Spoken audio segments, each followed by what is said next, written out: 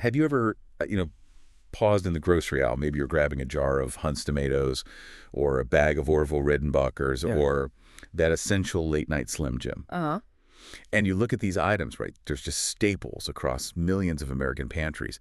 And you wonder, who exactly is the massive, almost invisible company that controls this seemingly random collection of stuff? It's a fantastic place to start because those brands, they feel like their own little institutions, don't they? But the parent company, Conagra Brands, Inc., has gone through one of the most aggressive and, frankly, dramatic transformations in corporate history over the last century. Right. It's really the ultimate holding company story. It's a story that begins with, a pile of grain and ends up as this incredibly complex multinational portfolio that just generates enormous cash flow. That's it, exactly. Today, we're doing a deep dive into Conagra Brands, Inc., which used to be known as Conagra Foods. And this is no small operation. We're exploring a consumer packaged goods behemoth that's operating at a staggering scale. We're talking about $11.6 billion in reported revenue for 2025, and that's supported by an employee base of, 18,300 people globally? And the mission for this deep dive is to really get our heads around the sheer scope of that evolution. We're charting its path from a simple Nebraska grain miller back in 1919 to the modern giant it is today. Mm-hmm. But what's really critical in all the source material we have is this inherent persistent tension. How can a corporation that defines itself by providing basic, essential foodstuffs, the very foundation of the American diet, also have a history that's just absolutely riddled with strategic recklessness, criminal charges, dramatic political fights, and multiple profound public health crises? That dual identity. Yeah. The staple provider on one hand and the aggressive corporate operator on the other. That's what makes this story so compelling. Mm-hmm. Okay, let's unpack this. We're charting 100-plus year history here, defined by just aggressive expansion, massive constant portfolio shifts, and yes, some of the most significant ethical and legal battles fought by any food company in the last 50 years. And to really understand the giant, you have to look at the seeds it grew from. Exactly. We have to start small. Way back, September 1919, the atmosphere is post-war. It's all focused on agriculture. And the company is founded in Grand Island, Nebraska, not as Conagra, but as Nebraska Consolidated Mills. NCM. And the founder, a guy named Al Vickinney, started it as a simple conglomerate, basically just merging 4 separate grain milling companies. It was a regional operation built on the backbone of the heartland. That initial consolidation, though, it quickly outpaced its original home. By 1922, they'd already decided to relocate their headquarters, moving from Grand Island to Omaha, Nebraska, which was a real signal of their growing ambition. And this move came right after a key early acquisition, the Updike Mill. And that move was justified almost immediately by their numbers. That same year, 1922, NCM posted its very first profit since it was founded, $175,000. Seems pretty modest today. It does, but it was proof that their model, just consolidating all these milling operations, was fundamentally sound and, more importantly, scalable. And they weren't content to just stay in Nebraska. By 1941, they were already expanding their physical footprint in a big way, opening NCM's first plant outside Nebraska down in Decatur, Alabama. Yeah, they were slowly, methodically building this nationwide network of mills and processing facilities. This quiet expansion really defined their first few decades. But the first truly fascinating strategic move, and one that really foreshadows the brand-focused company they'd become decades later, that arrived in the early 1950s. Right. Their core business was flour, but to sell more flour, they needed new ways to use it, new brands. And this was their first, though it was brief, major diversification. In 1951, NCM actually funded the establishment of the now famous Duncan Hines brand of cake mixes. Which is incredible. It was a direct, clear attempt to find an innovative, consumer-facing way to sell their core agricultural product flour. What's amazing about this moment, though, is how quickly they got out. They established the brand, they saw the consumer potential, but they didn't hold on to it for long at all. Not at all. They sold those Duncan Hines assets to Procter & Gamble just 5 years later in 1956. A really quick exit.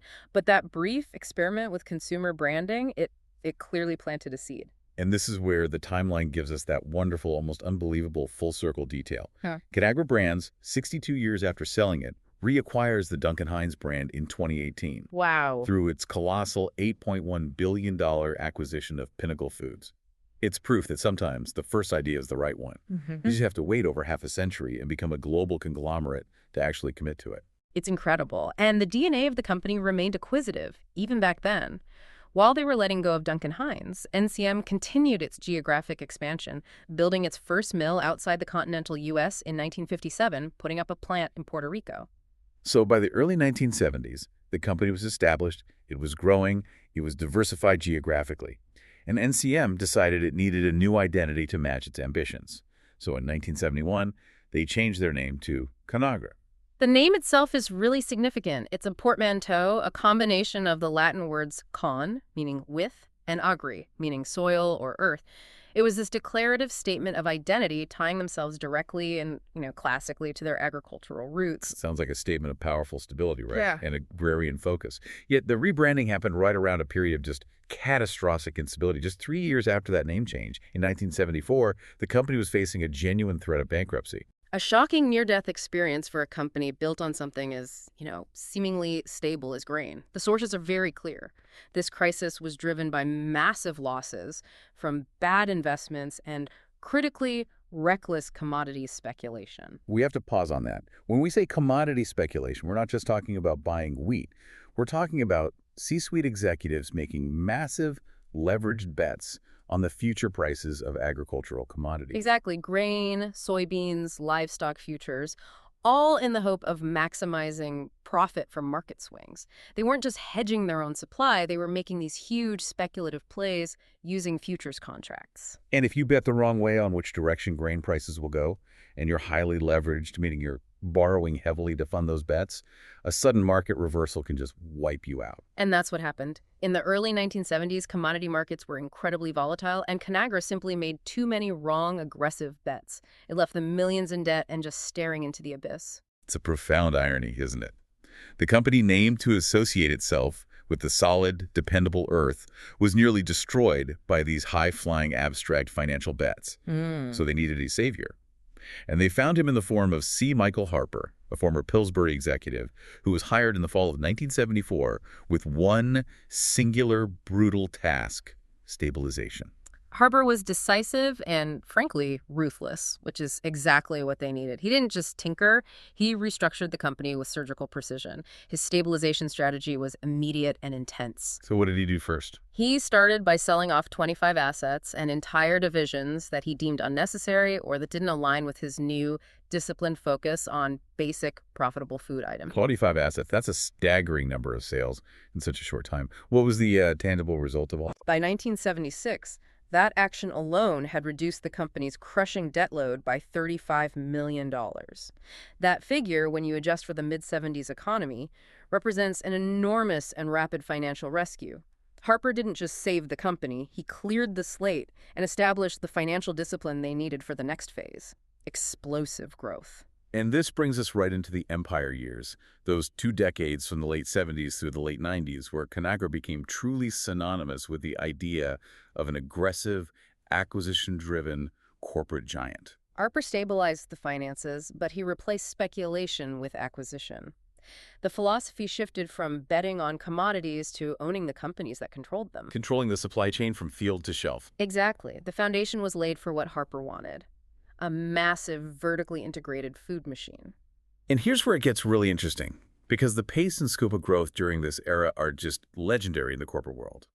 Over a 20-year period, Conagra acquired approximately 200 different companies. Think about that pace. That's an average of 10 acquisitions per year, year after year. That pace is just breathtaking. It implies a corporate culture that's constantly focused on integration, negotiation, reshaping the portfolio. You have to ask, what does that do to your internal structure? It means the culture of the company is defined by change, not stability. Let's look at some of the key milestones that define this acquisition blitz and really propelled Conagra into the national consciousness.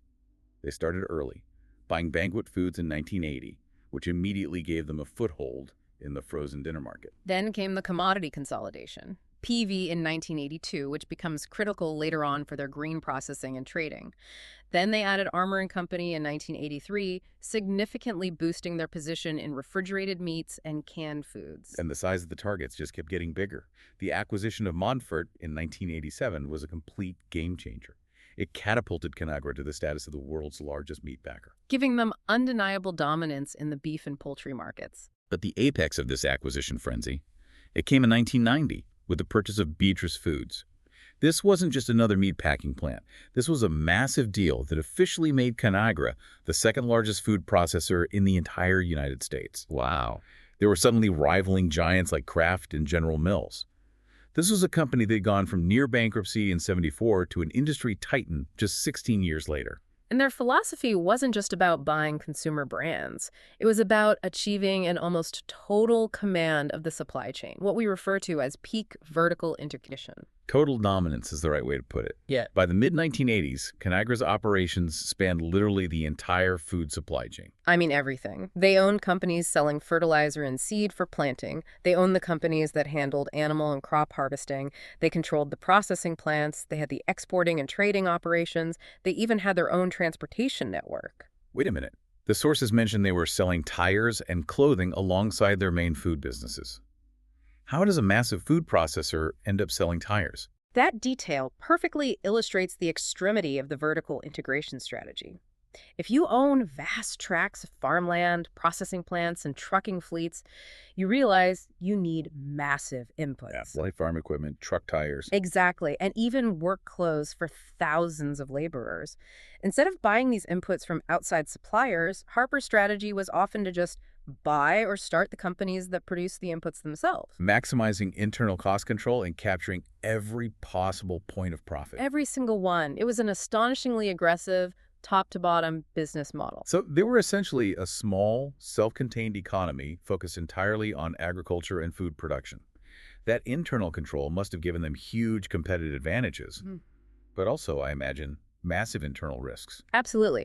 But while they were buying up all this commodity infrastructure, they were also focused on internal brand innovation for the consumer market. This is the era that saw the launch of the Healthy Choice label. Right. Harper himself had a heart attack. He did in the late 1980s, and he personally drove the creation of this brand. He was marketing a line of frozen dinners and other products designed to appeal to that emerging health-conscious consumer, and it was a huge success. This explosive, comprehensive, and aggressive growth, though it was inextricably linked to significant ethical and legal compromises. When your entire philosophy is built on maximizing profit across a massively integrated supply chain, the opportunities for misconduct are just magnified exponentially. And the sources document serious, sometimes criminal activity tied directly to Conagra's operations in this period. We have to look first at the shocking details of scale tampering, which targeted both individual farmers and the federal government. Let's start with the farmers. In 1989, Conagra was found guilty of tampering with the scales used to measure the weight of incoming birds from chicken farmers in Alabama. This isn't abstract market manipulation. This is a tangible, specific act of cheating the people who supplied your product. It speaks to a corporate culture where maximizing yield by any means necessary just became paramount. By tampering with the scales, they were paying individual chicken farmers less than the true weight of the product delivered, directly boosting Conagra's margin at the expense of its suppliers. And they escalated this misconduct a few years later. The most egregious example we have comes from 1997.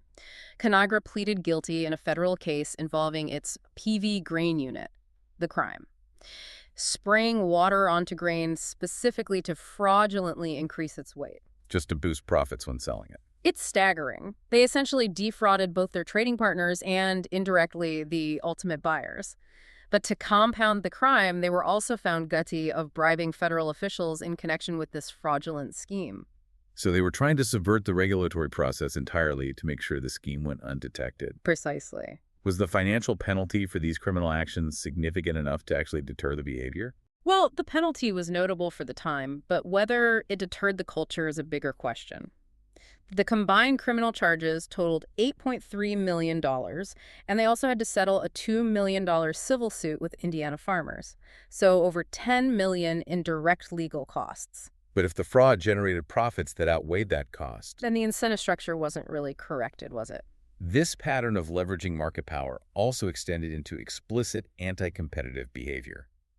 In 1995, Conagra settled a major class action suit for conspiring with rival companies, Hormel Foods and Delta Pride Catfish, to fix the price of catfish. Which demonstrates that their reach and market dominance were so great that they could engage in illegal collusion to manipulate prices, which hurts both the smaller producers and the end consumers at the same time. But perhaps the most brazen display of raw corporate power versus civic responsibility in this era, it's centered not on the food supply, but on their physical presence in Omaha, Nebraska. This is the dramatic story of the Jobbers Canyon demolition. It's one of the most famous examples of corporate leverage in American history. Jobbers Canyon was this architecturally significant warehouse district along the Missouri River in Omaha. It had been officially declared a historical site. It was important to the city's heritage and economy. Very. And C. Michael Harper, the CEO who had saved and then built the company, he essentially presented the city government with an ultimatum in 1987. What was the threat? It was a simple, brutal display of economic might. Harper threatened to move Conagra's headquarters entirely out of Omaha, taking thousands of jobs and millions in tax revenue with him, unless the city approved the demolition of the entire historic district. His goal was to build a modern, spacious, new headquarters complex on that prime riverfront land. That is an astonishing level of political pressure. I imagine the preservationists must have fought tooth and nail against this. They did. Preservation groups mobilized fiercely, arguing the city was sacrificing irreplaceable heritage for corporate convenience. However, faced with the prospect of losing one of the largest employers and economic drivers in the state, the Omaha City Council ultimately capitulated. The entire district was razed between 1987 and 1989. And the historical significance of that act just cannot be overstated. The courses confirm that, as of 1994, the demolition of Jobbers Canyon was the single largest destruction of a historic site in the history of the United States. Wow. That one chilling detail tells you everything you need to know about the corporate culture of the empire years. It certainly paints a portrait of a company willing to use any tactic, whether it was scale tampering, bribery, price fixing, or political ultimatums, to advance its goals. And despite, or maybe because of these controversies, the business grew relentlessly. By 1992, Conagra's annual sales had soared past $21 billion. To put $21 billion in 1992 into perspective, adjusted for inflation, that's roughly equivalent to generating over $46 billion today. This was not just a successful company. It was a financial titan dominating the grocery shelf.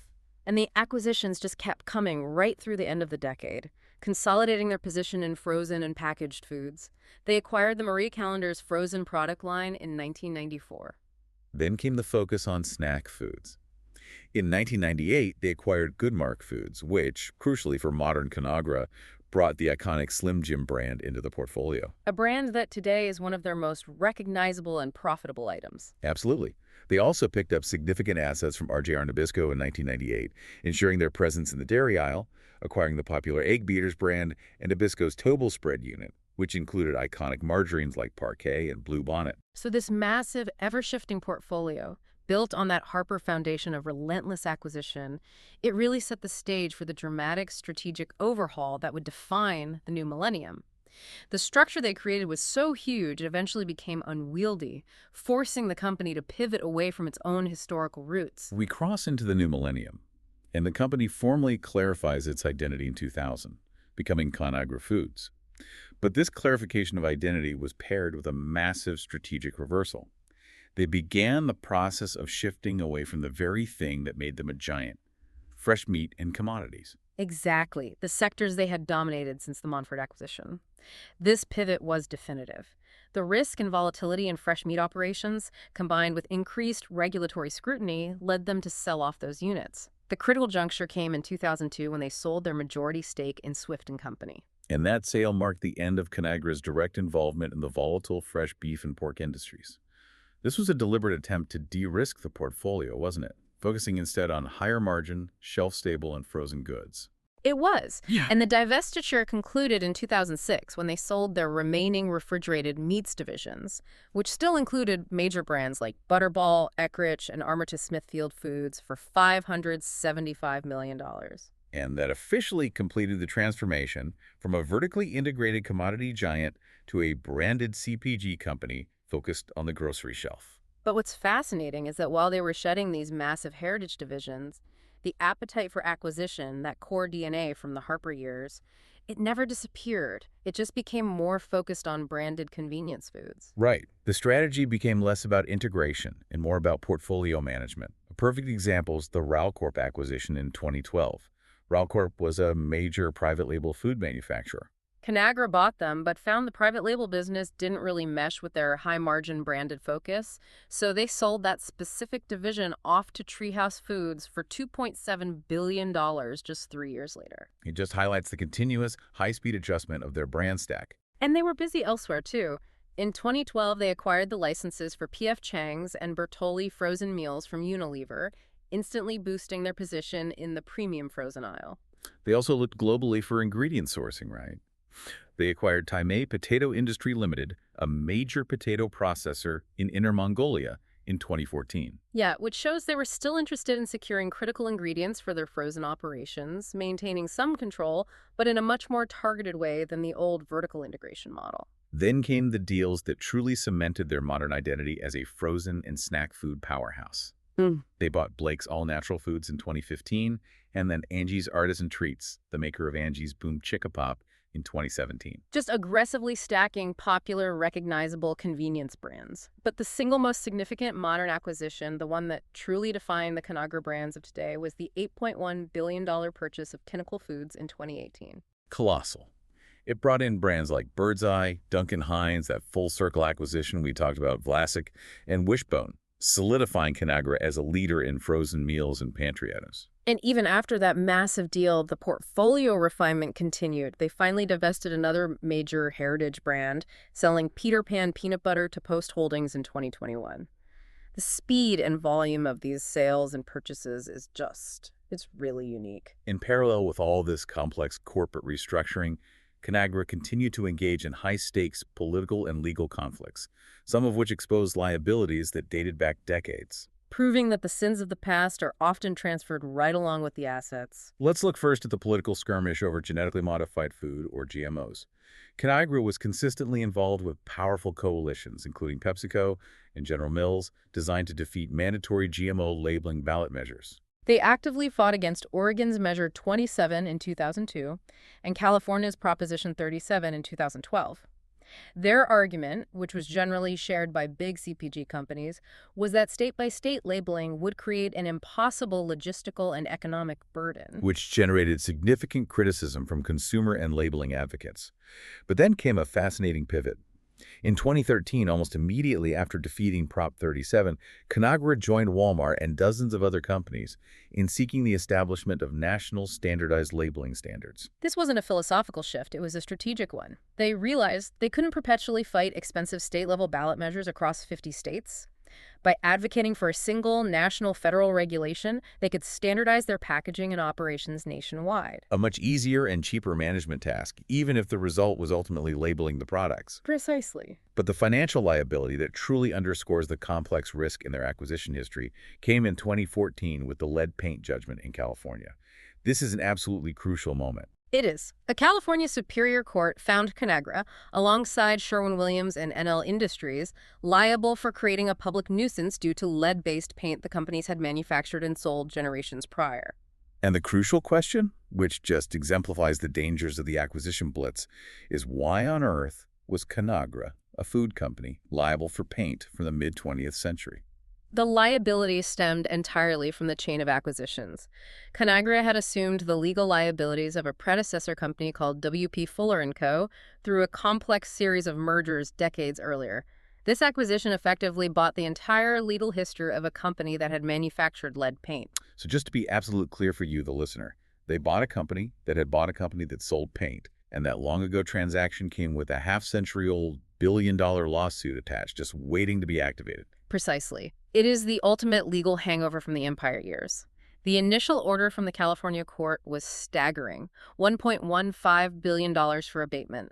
The cost to remove or safely address the lead paint in millions of homes. That figure is almost surreal. How did they ultimately settle? After multiple rounds of appeals, the companies involved, including Conagra, reached a final settlement of $305 million in 2019.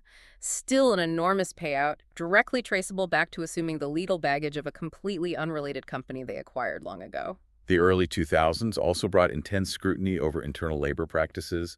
The sources cite a plant in Colorado that was repeatedly cited for worker safety violations between 1999 and 2002. And then tragically, in July 2004, there was a devastating workplace incident. A shooting inside the Conagra Foods plant in Kansas City that killed 6 people. A horrific event that brought national attention to the need for greater security in industrial plant environments. They also faced severe charges of hiring discrimination. In 2003, Conagra and its subsidiary Gilroy Foods settled with the EEOC for $1.5 million. The core of the complaint stemmed from a 1999 Teamster strike. Even after a new contract was negotiated, the company was accused of denying jobs to former striking workers or those who were on leave for things like work injury or pregnancy. And the demographics of the excluded workers were highly significant. The EEOC noted that most of the 39 excluded workers were primarily Hispanic and female. A clear instance of the company facing legal consequences for discriminatory hiring practices linked directly to retaliating against organized labor. This pattern continued well into the modern era. More recently, in 2022, Conagra finalized a substantial $18 million settlement with over 8,000 California food processing workers for violating state wage laws, proving that regulatory pressure regarding labor standards remains high. All these internal, external, and legal pressures culminated in a major corporate move that severed the final geographic link to their humble beginnings. In 2016, Conagra announced it would be cutting 1,500 jobs and transferring its headquarters from Omaha, Nebraska, the site of that epic battle over Jobbers Canyon, to Chicago. They established their new base in Chicago's historic Merchandise Mart.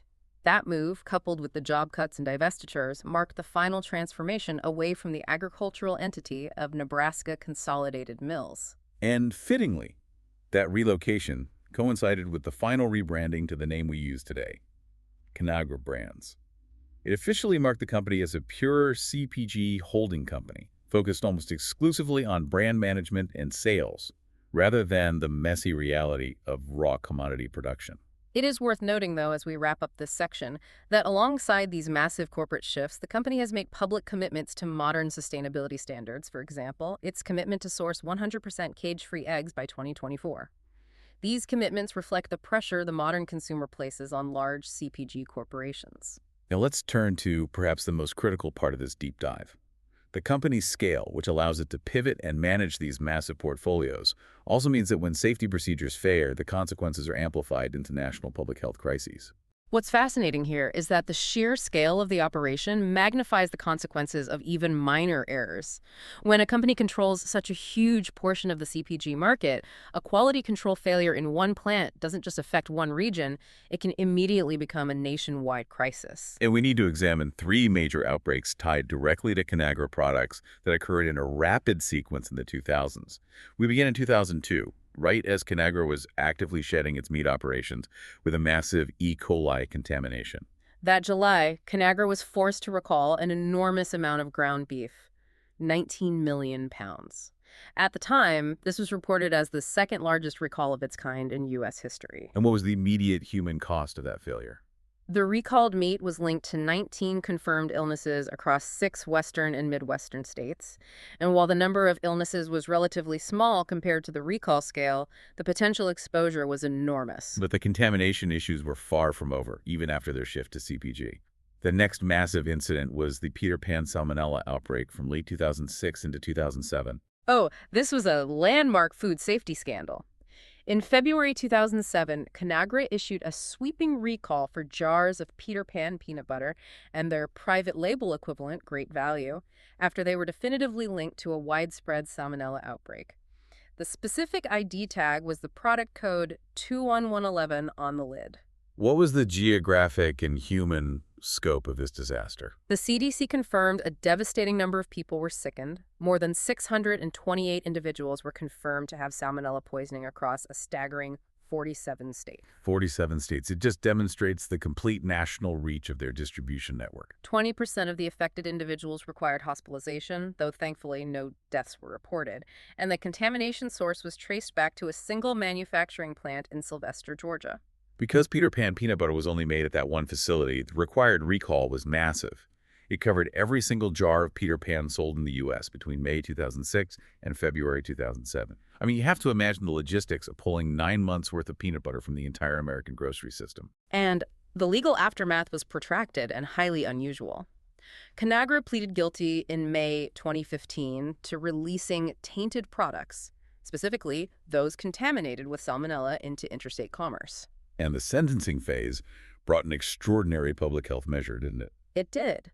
The judge delayed sentencing and ordered the company to take an unprecedented step, running nationwide newspaper advertisements specifically searching for victims of the outbreak. The goal was to collect comprehensive victim impact statements for the pre-sentence report. Which underscores the gravity of the societal impact from this single food safety failure. Almost concurrent with the Peter Pan scandal was a serious safety issue involving microwave popcorn, the popcorn lung scare. This involved diacetyl, a compound used for butter-like flavoring. The severe concern centered around bronchiolitis obliterans, a progressive, irreversible, and potentially fatal lung disease nicknamed popcorn worker's lung. This disease was appearing among plant workers exposed to high doses of diacetyl fumes. But the concern didn't stop there. That's right. Shockingly, a case was reported involving a consumer who regularly and heavily consumed microwave popcorn. This shifted the problem from a strictly occupational hazard to a consumer safety issue as well. The corporate response in this case was relatively swift. Conagra announced in September 2007 that it would soon be removing diacetyl from its Jiffy Pop and Orville Redenbacher's products. A necessary step to mitigate a severe public health hazard. But the relentless string of bad news wasn't finished in 2007. That October, they faced yet another major salmonella outbreak, this time linked to their frozen pot pies. The public perception of their food safety standards was certainly taking a serious hit at this point. Initially, 152 cases of salmonella across 31 states were linked to their banquet and generic brand pot pies. 20 people were immediately hospitalized, but the corporate response in the first 24 hours was heavily criticized. Instead of an immediate recall, Conagra and the USDA initially just opted for a consumer advisory. The company's claim was that the issue was not contamination, but that the pies weren't being cooked thoroughly enough by consumers, particularly in older microwaves. They just updated the heating instructions. That sounds like a classic attempt to shift the responsibility onto the consumer, doesn't it? It absolutely does. The sources suggest this was an internal struggle between protecting the brand and protecting public safety. Despite this initial stance, the manufacturing plant in Marshall, Missouri, where the pies were made, quietly closed down on October 11th. But the full recall didn't follow until the next day, October 12th. That delay, even after the source facility was shut down, became a major point of criticism. And the recall, once it came, was sweeping, affecting all varieties of frozen pot pies sold under numerous brands, all bearing the plant codes P9 or Yastavish 1059. By October 14th, just 2 days after the full recall, the number of confirmed cases had already jumped to 174 in 32 states, with 33 hospitalizations. And public interest groups were very vocal, arguing that precious time was wasted while contaminated product remained in freezers. The final tally for that pot pie outbreak, documented by the CDC, reached 401 total cases across 41 states. So what does this all mean? We have followed this incredible, sometimes shocking 100-plus-year journey of Conagra Brands, from a 4-mill conglomerate in Nebraska to the multinational CPG holding company it is today. And we've observed a corporate identity that has pivoted repeatedly and dramatically, from a regional grain miller nearly destroyed by financial speculation, to a dominant vertically integrated commodity king, and finally, to a branded consumer goods manager focused on the freezer and pantry. That ability to fundamentally reinvent itself across a century is remarkable. But the defining narrative is consistently one of a dual track. Periods of explosive financial growth, fueled by hundreds of aggressive acquisitions, running right alongside serious and sometimes criminal controversies. We're talking about systematic scale tampering that defrauded farmers, the willful destruction of a major historic site, and massive legal costs like the $305 million lead paint liability. And critically, that pattern of serious public health safety incidents is persistent. Whether it was the massive 2002 E. coli recall, the devastating 2007 Salmonella outbreak tied to Peter Pan, or the criticized delay in the 2007 pot pie crisis, the scale of the company inherently magnifies the consequences of every operational and ethical failure. And that leads us to a final provocative thought for you, the learner. Given the complex, ever-shifting web of acquisitions that defines modern food conglomerates, where liabilities from decades-old paint companies and contamination from a single plant can affect 47 states, how effective can our current regulatory and accountability frameworks really be when tracking responsibility for food safety and supply chain ethics on such a massive, ever-shifting corporate scale? It is a question worth considering the next time you look at that brand logo and try to decipher the history and the liability it carries.